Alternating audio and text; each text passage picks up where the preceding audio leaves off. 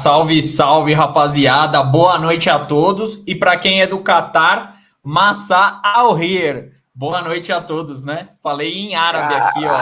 Por que eu tô falando em árabe, Gustavo?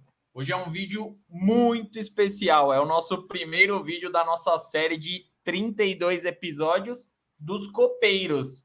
Iremos falar sobre todas as seleções que irão disputar a Copa do Mundo. Salve, salve, Gustavo. Grande abraço. Salve, salve. Muito feliz de estar começando esse quadro. Foi uma série que a gente pensou até antes de começar o canal, né? A gente pensava em fazer algo referente aí à Copa do Mundo, as seleções que iam disputar a Copa do Mundo. Felizmente estamos aqui com o primeiro episódio da série Copeiros, né? Como o Carlos já falou, são 32 episódios que a gente vai falar aí de cada uma seleção, cada particularidade, cada expectativa que seus torcedores têm aí para chegar na Copa do Mundo de 2022. E, claro, tem seleção que nem está classificada ainda, né? Então, no meio do caminho aí, a gente ainda vai conhecer essas seleções, a qual terão vídeos dedicados por nós. Então, nas próximas 32 sextas-feiras, vai dar tempo. Pelas contas que a gente fez, vai dar tempo. Antes de começar a Copa, a série estará encerrada. Falaremos sobre todas as seleções que disputarão o Mundial de 2022. E a primeira, nada mais justo do que falarmos sobre a seleção do Catar, sede da Copa do Mundo de 2022 e novata na Copa do Mundo. Exatamente. É a primeira vez que o Catar disputará uma Copa do Mundo. Uma jovem seleção de apenas 62 anos foi confirmado como sede da Copa em 2009 e terá a oportunidade de disputar a Copa do Mundo pela primeira vez, Gustavo. Primeira vez que o Catar aí, né, como país sede, vai estar participando da Copa do Mundo. Não é uma seleção tradicional, né, digamos assim, até mesmo na Ásia. Porém, eles recentemente estão crescendo, né? Acredito que até por saber, né, que seriam a seleção sede, eles não querem fazer feio, né? Querem fazer bonito. E a seleção foi campeã da Copa da Ásia de 2019, né? Já é um título aí para colocar no currículo. E é vencedora dos Jogos Asiáticos de 2006, né, até antes do anúncio que seria o país sede da Copa de 2022, e vencedora do Campeonato WAF de 2014. É uma espécie de Olimpíadas da Ásia ali, que é um torneio bem valorizado pelo povo asiático, né? É uma seleção jovem, até explica, de certa forma, né, essa não tradição em Copas do Mundo, né, estreando agora em 2022, e está buscando espaço aí no futebol internacional, como a gente falou. Estar participando aí da Copa do Catar é um grande passo para a seleção catari. E a trajetória da Copa do Mundo para a seleção do Catar iniciou, né? O projeto começou mais forte, mais focado em 2019, né? Após a Copa de 2018, toda a atenção do futebol do Catar foi centrada para a Copa do Mundo. Desde então, o Catar disputou 45 partidas, vencendo 25, empatando 8 e perdendo 12. Aproveitamento de 61,48%. Inclusive, conquistando o principal título da história da seleção do Catar até o momento, a Copa da Ásia. Isso mesmo, Caio. E o Catar, né, como país sede, como era tradição, não precisaria disputar as eliminatórias da Copa, correto? Mas eles precisam atingir uma pontuação, né? Eles precisam ter um bom desempenho para conseguir disputar a Copa da Ásia. E claro, né, como é um país que a primeira vez na Copa estar disputando as eliminatórias vai ser um bom teste aí, vai ser uma boa prova de fogo, né, para eles irem se preparando e pegando ritmo para chegar na Copa do Mundo. Além disso, na Copa América de 2019, a seleção do Catar veio aqui para o Brasil para participar também e jogou contra as seleções de Paraguai, Colômbia e Argentina. Ela foi derrotada pela Argentina e pela Colômbia e conseguiu arrancar um empatezinho aí do Paraguai. Então, foi mais um teste também da seleção do Catar contra, dessa vez, as equipes sul-americanas. E também fez um amistoso contra a seleção brasileira, né? Então, como o Caio disse, né? Uma seleção que está se preparando, está buscando se inserir no futebol mundial. Então, acredito que esses amistosos são muito bons, né? Mesmo que não venham acompanhados de vitória, mas dá ali uma visibilidade para a seleção do Catar. Acabou sendo derrotada, né, pela seleção brasileira por 2-0. com os gols de Gabriel Jesus e Richarlison. E nesse período, né, pré-Copa do Mundo, todas as partidas que o Qatar vem disputando, ele venceu adversários tradicionais no futebol asiático, como o Japão, a Coreia do Sul, e além de adversários tradicionais na Ásia, o Qatar foi enfrentar grandes adversários do futebol mundial. Porém, nesse caso, o Qatar acabou não levando muito sucesso. Como o Gustavo disse anteriormente, perdeu para o Brasil aqui na Copa América. O único resultado considerado positivo foi um empatezinho ali com o Paraguai, que também não vive grande fase. Certamente o Paraguai não estará nessa lista de Copa do Mundo, porque está muito mal nas eliminatórias da América do Sul. Mas o Qatar ele acabou enfrentando nesse período a seleção de Portugal e da Sérvia.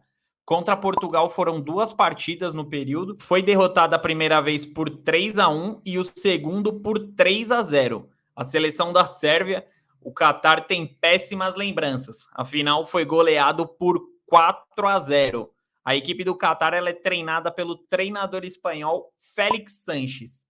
Treinador que é muito respeitado no futebol do Qatar, porque ele conquistou o principal título da seleção até o momento, né? Que foi a Copa Asiática de 2019, Gustavo. Isso mesmo. E nós temos como principal destaque da seleção do Qatar o atacante Almoez Mali. Ele nasceu no Sudão, mas ele se naturalizou qatari. Ele tem 25 anos, já atuou na seleção do Qatar em 33 oportunidades e marcou 38 gols. Então ele tem uma excelente média aí pela seleção qatari. O jogador joga no Al Duhail, que é uma equipe também do Qatar, e por lá ele é bem querido pela torcida. Ele atuou pela equipe em 131 partidas e marcou 41 gols. E venceu 3 ligas do Qatar e 2 Copas do Emir, que é o que seria comparado à Copa do Brasil, aqui no Brasil, certo? Então é um jogador que acumula 5 títulos nacionais pelo Al Duhail e sempre sendo muito importante aí nas campanhas. Além disso, quando ele passou aqui na Copa América, ele também deixou o seu golzinho aí. Então é um jogador para a gente abrir os olhos aí, o Almoez Mali. Com certeza. Os adversários, ele é artilheiro nato, considerado um artilheiro lá, ídolo da torcida qatari. Então tem que ficar esperto mesmo com o Almoez Mali. E outro jogador que é destaque é o atacante também, Akram Afifi. Ele também tem 25 anos de idade e ele foi o jogador com mais assistências na última Copa da Ásia. Por que a gente está focando muito na Copa da Ásia? Porque é o principal título que a seleção do Qatar conquistou e foi recente. Então, os jogadores que estavam nessa Copa da Ásia, certamente grande maioria estará na Copa de 2022.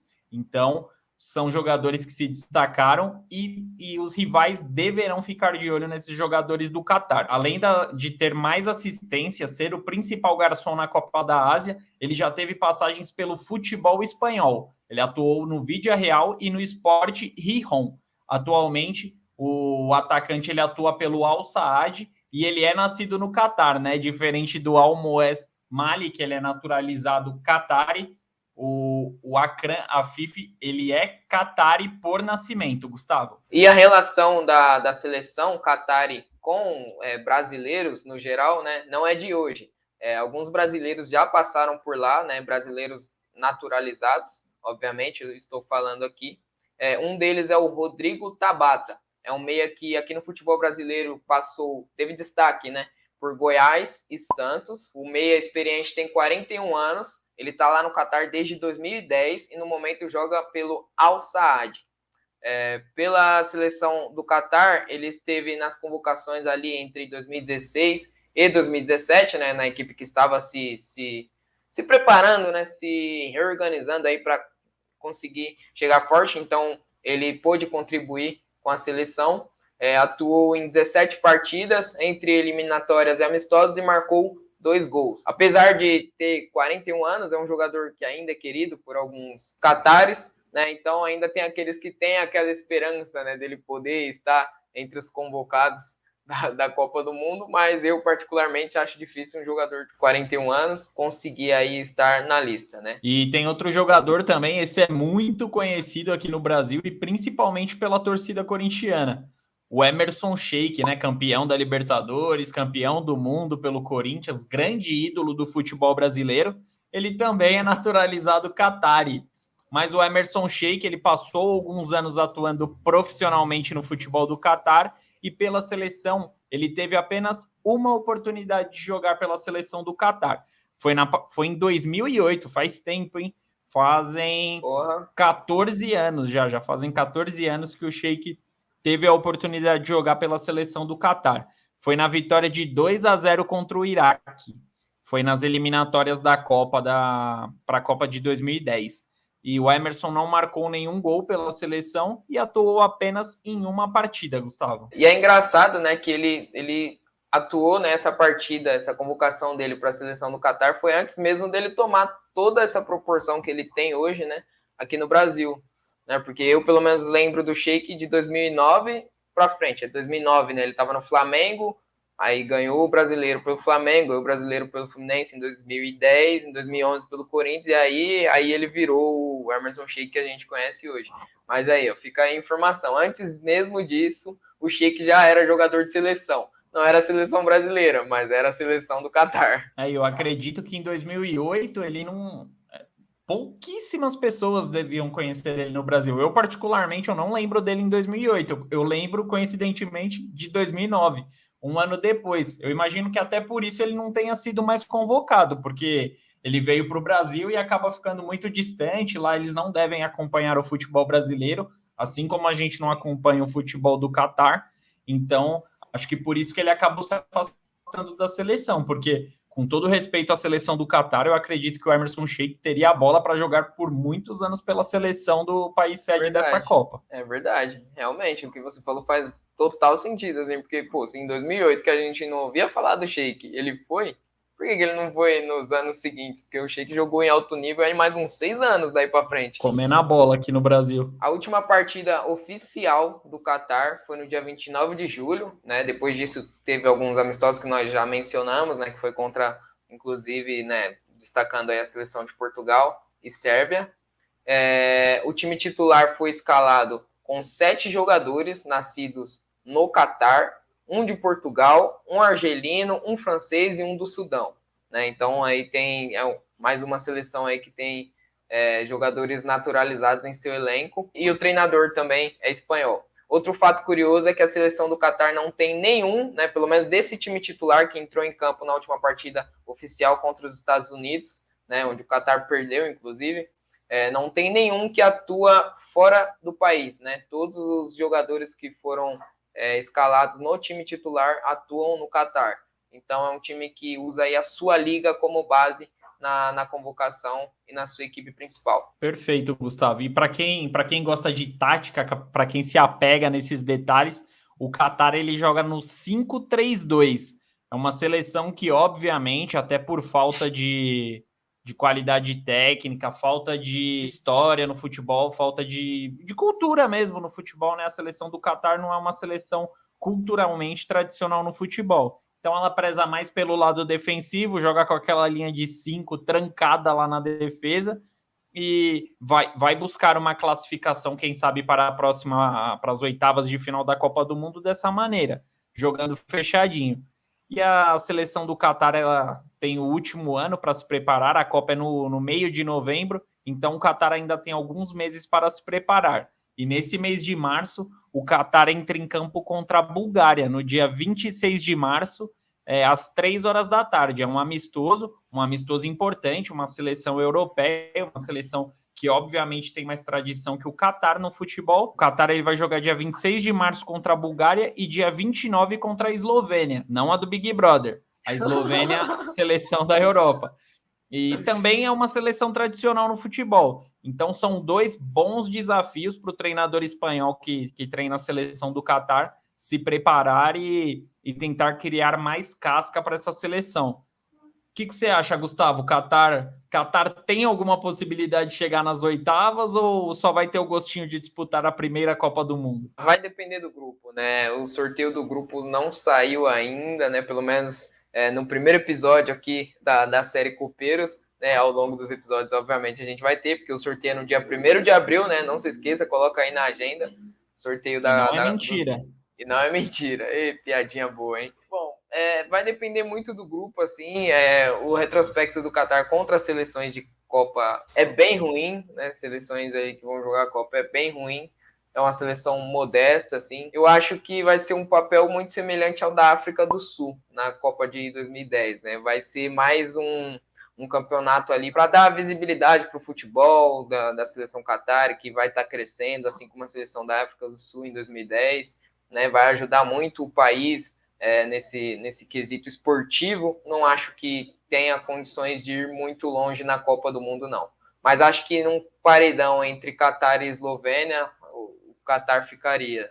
Assim, acho que a Eslovênia sai aí com um bom índice de rejeição.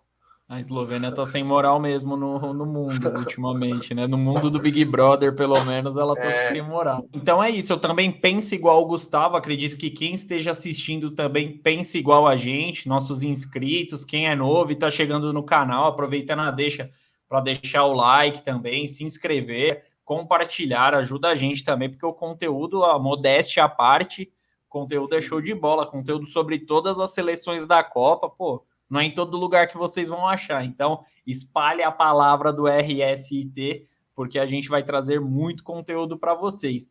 Eu acho também que o Qatar, ele não vai passar da primeira fase, isso aí eu acho que é uma certeza quase unânime, e eu vou ainda além, eu acho que o Qatar ele não consegue nem vencer. Eu nem sei quem o Qatar vai enfrentar, mas eu acho que o Qatar não consegue vencer na Copa do Mundo de 2022, Gustavo. Fechou para o primeiro vídeo da nossa série Copeiros, tá tudo certo?